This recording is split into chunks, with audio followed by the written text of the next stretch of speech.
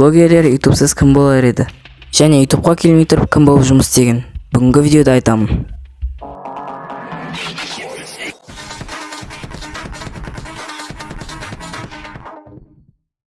Алик KZ.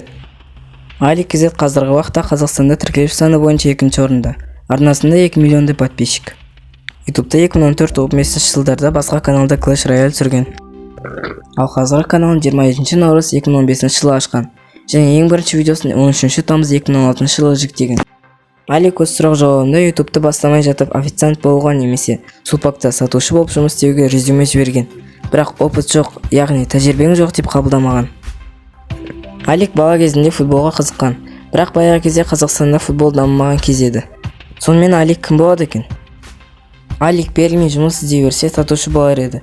Егер Аликта футболға қатысуға мүмкіндік болса, футболист болып кетер еді. Но это не точно.